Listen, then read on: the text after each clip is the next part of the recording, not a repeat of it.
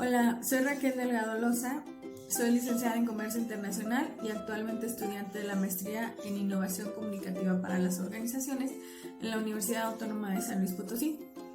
Para esta ponencia les voy a hablar acerca del corazón ideológico de una empresa asiática, en este caso japonesa, instalada en el Bajío mexicano a través de una perspectiva de la comunicación intercultural. Este estudio forma parte de mi tesis de maestría, donde voy a estar estudiando cómo se da la comunicación intercultural dentro de empresas de inversión extranjera directa asiáticas en la misma zona del Bajío mexicano. La Secretaría de Economía en México reportó el 18 de febrero de este año que durante enero a diciembre del 2020, Japón ocupó el cuarto lugar de inversión extranjera directa después de Estados Unidos, Canadá y España. También reporta que el sector que más atrae inversión extranjera directa es el sector manufacturero, acaparando el 40.6% de las inversiones. Los conceptos de Lakatos y de Collins y Porras podemos definir el corazón ideológico de una organización como aquel que se refleja a través de sus valores y de su filosofía desde el interior de la organización.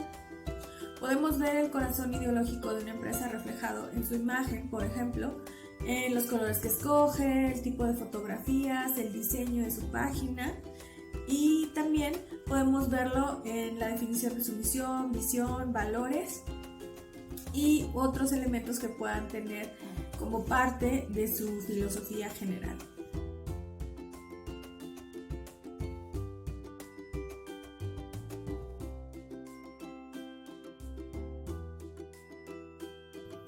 Apoyándonos de la página de Hofstede Insights, generamos una gráfica donde se compara aproximadamente cuáles son los índices entre México y Japón.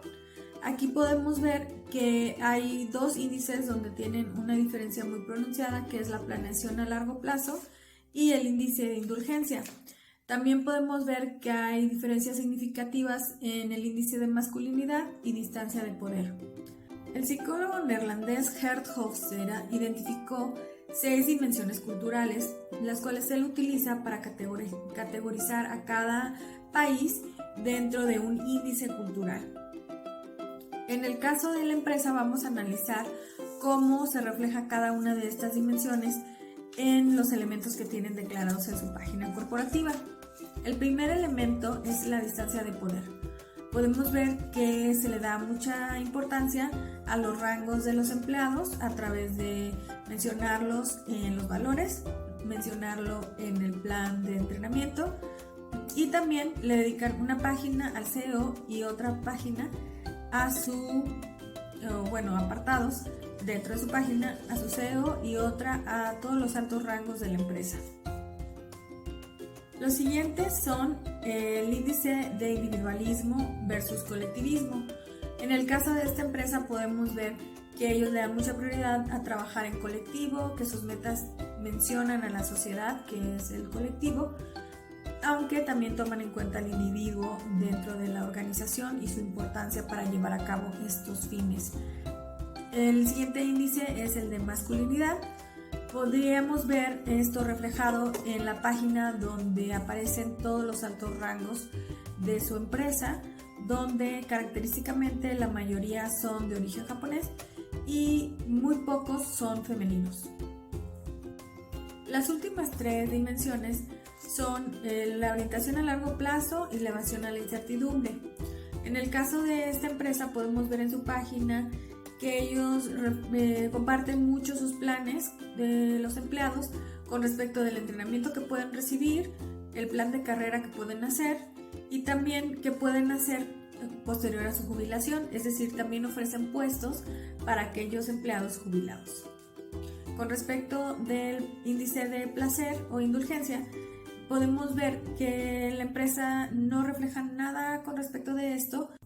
El antropólogo mexicano Guillermo Bonfil Batalla planteó la teoría del control cultural como la capacidad de un grupo o individuos para decidir sobre los elementos de su cultura. Él tiene unas subcategorías de la cultura que son: la primera es la cultura propia y la cultura ajena, y de ahí derivan 4 diferentes tipos de cultura dependiendo de quién decide sobre ellas. Cuando una cultura es autónoma, quiere decir que la cultura propia decide sobre todos sus elementos y esto genera una especie de creatividad o iniciativa que pudiéramos llamar como innovación. Es decir, la cultura está constantemente innovando sus propios elementos.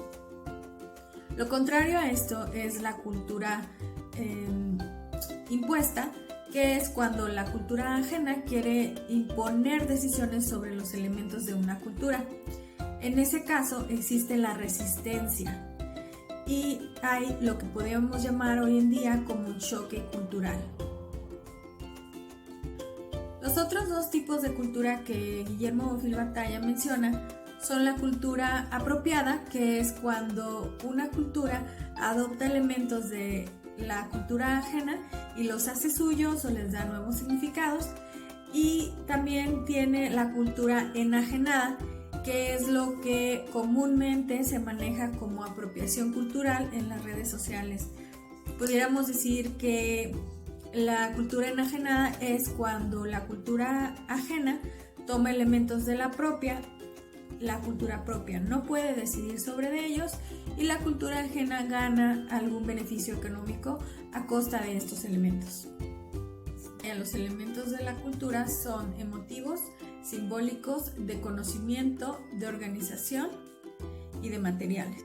En este caso, que analizamos una empresa japonesa, podemos encontrar algunos elementos de su cultura en la terminología que utilizan para explicar sus conceptos.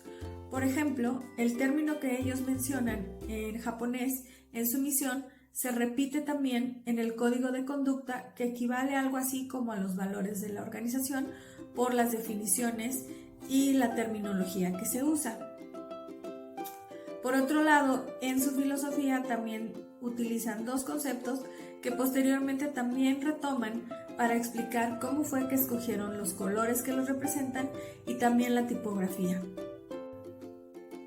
Desde su guía de conducta, su filosofía y hasta su logotipo, la empresa refleja su deseo de ser una empresa global o mundial.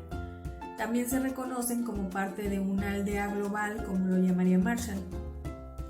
Ellos reconocen sus principales grupos de interés como sus clientes, sus empleados y la sociedad, que también reconocen que son de todas partes del mundo.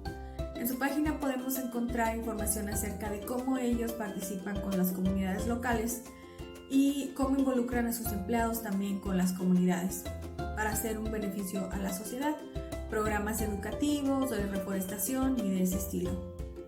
En la página del corporativo también la empresa tiene un esquema de su programa de entrenamiento global, en el cual se demarcan muy bien los niveles jerárquicos de los empleados para poder acceder a ciertos entrenamientos. Esto es interesante porque también en sus valores ellos mencionan, o en su código de conducta, la importancia de que un empleado sepa cuál es su rango en la empresa y también los rangos de aquellos que dan servicio o a los que él da servicio a través de su puesto. También la empresa nos habla acerca de tener entrenamientos para expatriados y también establece el idioma inglés como un programa de entrenamiento elemental para los empleados a nivel corporativo. Esto quiere decir probablemente que tengan este idioma como el idioma base para poderse comunicar con todas las demás empresas o plantas manufactureras que tienen alrededor del mundo.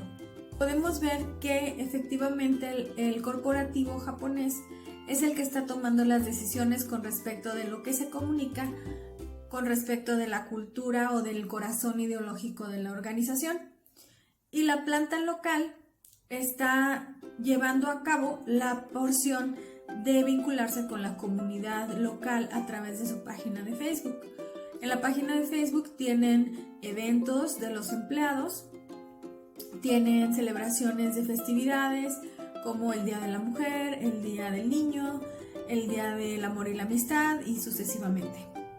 También se muestran fotografías donde los empleados tienen algún logro o tomaron algún curso. El hecho de usar la página de Facebook no es para interactuar con la comunidad en general, sino que se percibe que la empresa desea que sus empleados puedan difundir sus logros en la organización y los beneficios que la organización le aporta con su comunidad o grupos locales. Según las teorías que utilizamos para el análisis realizado en este video, la teoría que nos permite identificar el corazón ideológico, también algunos de los elementos culturales, como vimos, el idioma, los símbolos, la utilización de términos, la propagación de términos y elementos culturales a través de una organización multinacional, tratando de unificar su cultura o su corazón ideológico en todas sus sedes o plantas alrededor del mundo. También pudimos ver cómo esto se ejecuta en una planta local en México. Y también utilizamos la teoría de control cultural para analizar en dónde posiblemente puede haber choque cultural o lo que llamaría Bonfil Batalla resistencia.